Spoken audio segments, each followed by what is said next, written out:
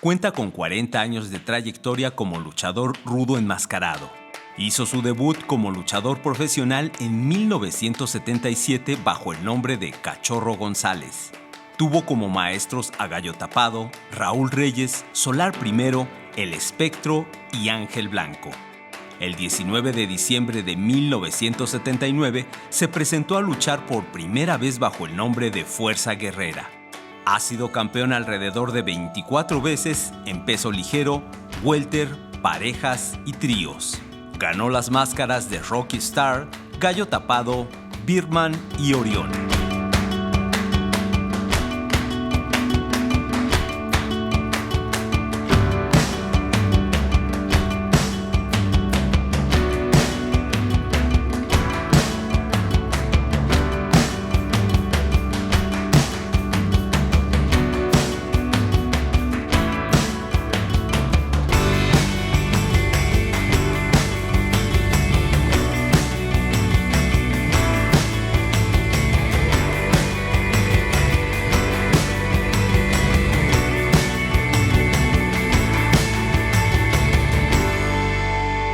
Bienvenidos amigos de Palabras Mayores. Nos encontramos el día de hoy en la guarida de Fuerza Guerrera.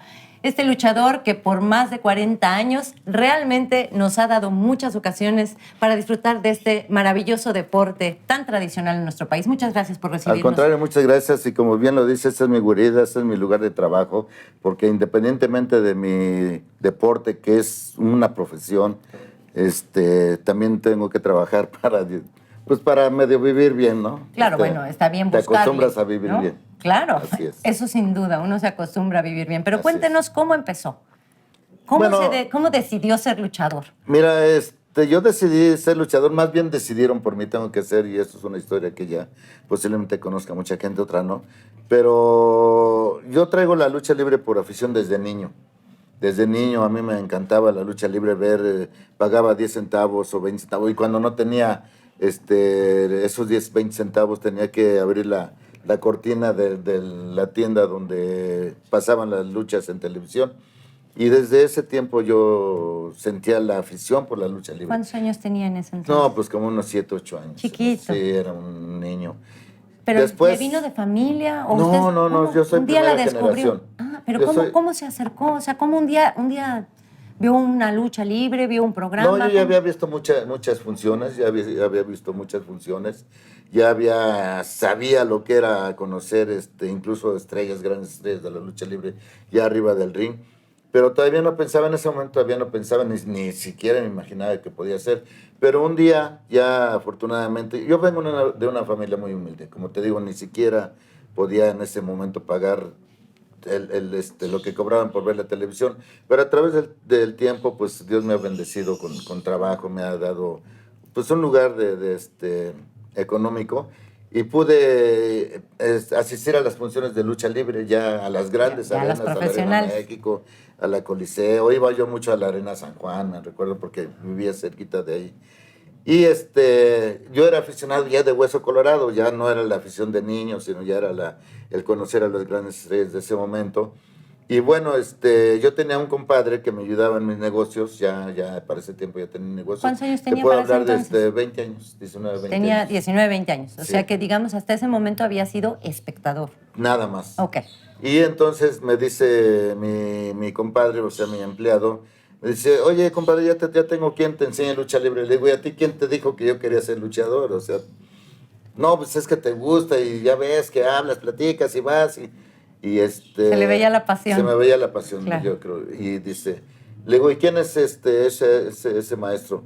Y me dice, se llama Dick Angelo. Y Dick Angelo en su momento fue uno de las grandes estrellas de la lucha libre. Pues inclusive usted pensó en llamarse Dick Angelo Jr., en un momento dado, en algún momento. Yo le pedí, después de que me enseñó y empecé a recorrer los rines los rines de las luchas moleras, como luego se dicen, porque ahí no te pagan, te pagan con comida, te pagan. Son como eventos que hacen las colonias o las iglesias o los mercados, y entonces te invitan. Entonces yo empecé a recorrer ese camino, que es muy bueno porque te da una experiencia y una un soporte para tu carrera. Claro, te foguea, ¿no? Te foguea, exactamente.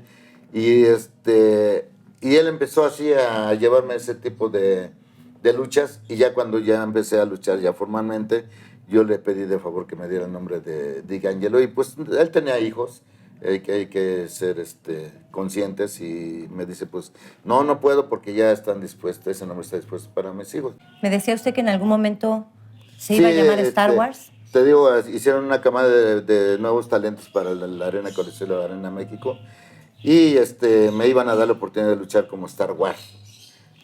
Pero ya, imagínate, el sueño de todo luchador que se jacte de ser profesional, o que quiera o aspire a recorrer el mundo luchístico, pues teníamos que ser coliseínos o mínimo Claro. de la empresa. Había que ir a la grande, ¿no? Había que ir a la grande. Entonces yo dije, pues sí. Y resulta que hago mi examen para hacer mi licencia, y no me dan el nombre de Star Wars, me dan el señor Barradas, que era muy estricto, era el secretario de la comisión de box y lucha. Me dice, no puedes usar nombres en inglés. Y Star Wars es un nombre en inglés. ¿Y dónde vas a luchar? No, pues en México. Claro. Yo soy nuevo ya. Pues entonces no puedes, si te fueras a Estados Unidos, sería posible que te diera nombre, pero ni así. Dice, aquí el único que tiene permiso de usar nombres en inglés era Blue Demon, Claro. Black Shadow y párale. Y yo dije, bueno, ¿y entonces entonces qué voy a hacer? Porque había otros nombres, también los rechazó desde esa camada, ¿no? Y entonces, pues ahí tú sabes, dice, pues si no quieres, si no te interesa, pues ponte Pito, así era muy, muy fuerte, ponte Pito Pérez, ponte Pancho López, o como quieras, pero yo te digo, pero no en inglés. Y entonces me ocurrió entre mis loqueras sacar el nombre de Fuerza Que es Guerrera en ese buenísimo. momento. Es mucho mejor que Star Wars. Fíjate que gracias a Dios fue un nombre original. Sí. O sea, realmente nadie puede decir que fue el creador del nombre más que yo. Tengo que decir que esta creación de esta máscara es creación del señor Ricardo Morales, como tal. Él fue el que me iba a dar la oportunidad de entrar a la Arena Coliseo. Y la sigo usando porque la verdad es muy fantástica, bonita. ¿no? Es muy bonita. ¿Y tiene algún significado los colores? Sí, claro que sí. Cuéntenos. Para mí, mira, normalmente en esa tela que esta es una novedad de tela, pero yo uso normalmente el azul rey, que es el azul del rojo, del lado del corazón, porque es la pasión, la fuerza, ¿no? Lo que te da para adelante. Y del lado azul, que no es muy azul pero pues lo hice porque la tela está muy padre. Uso el azul rey, que es la libertad, ¿no? El espacio, la libertad. ¿Y entonces, el negro? Y el negro, pues es el final, ¿no? Ahora sí que bye, es la muerte, la oscuridad total, ¿no? Entonces, pues el plata, que a veces uso de un lado de la cara, es pues la pureza, ¿no? La pureza que yo creo que todo ser humano. Entonces, pues, debe tener. Se inventa uno sus loqueras, ¿no? Para sentirse a gusto con el personaje. Y esos son los colores que hago. Hago muchas loqueras con las máscaras, ¿no? Incluso hago fusiones con Blue Panther, con Dr. Wagner, con el Gallo Tapado, con infinidad de cosas que se me prestan a la mente al momento, porque hoy te puedo decir que también me di a la tarea de descubrir el secreto de las máscaras, ¿no? Y la verdad es un mundo mágico hacer una máscara, no es cualquier cosa. Yo criticaba mucho a los mascareros por informales, tranzas, ratas, hay de todo en este ambiente de las máscaras. Pero sí sé que a lo mejor si se tardan es porque no es fácil hacerlas. Ya el que se roba la tela y el dinero, pues es un ratero. Sí, bueno, pero ¿no? eso ya es otra cosa. Ya es otra cosa, sí. Y entonces ahorita que tengo la oportunidad de hacer todo eso, pues para mí es creatividad, ¿no? Hacer muchas cosas. ¿Le han quitado la máscara? No. ¿Nunca? Durante toda mi carrera la he expuesto muchas veces contra el Hijo del Santo, contra el hijo de Alfonso Dantes, contra el hijo de Black Shadow, contra Huracán Ramírez, contra Octagón, y nadie ha podido quitármela. Tengo 40 años con el nombre, tengo 40 años con mi carrera, y afortunadamente no han podido quitármela. Y bueno, pues es un riesgo, ¿no? Ya mi familia ya no quiere que la apueste, y hay un amigo que me dice, un amigo aficionado que me dice, es que señor, ustedes se bloquean también, ¿no? Porque fíjate lo que me dice, es que la persona de Fuerza Guerrera es de su familia, es de X, ¿no? Pero el personaje es de la afición, del público. del Claro. público. Y nosotros no queremos que haya puesto la máscara.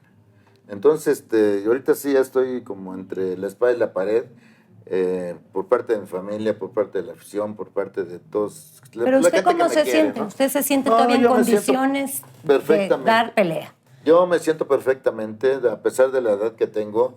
Muchos compañeros y mucha gente se queda sorprendido del físico que tengo. Yo entre ellos. Gracias. Pero es que es a base de trabajo, ¿no? Entonces, pero también es genética, ¿no? También usted tiene una condición física que se ha formado con el tiempo, pero también tiene unos genes espléndidos. Sí, mi papá era muy fuerte, mi papá era de... Yo vi ahorita a su hija también muy fuerte, bien, musculosa, muy bien. Muy bonita, ¿sí? ¿verdad? Muy bonita su hija, la verdad. Sí, afortunadamente traemos esos genes. Y aparte, no soy un santo, soy el peor de los hombres. No soy un santo, soy fuerza guerrera. Soy fuerza guerrera, pero sí procuro llevar una disciplina en mi trabajo. ¿Cuál es su rutina? Alimentación, ejercicio, ¿qué hace? Bueno, procuro ya alimentarme mejor porque ya sabes que a través de los años ya no puedes comer tanta carne, tanta grasa. Hay que cuidarse. Hay que cuidarse. Y luego, pues, el respeto que yo le tengo a mi trabajo, que para mí sí es una profesión.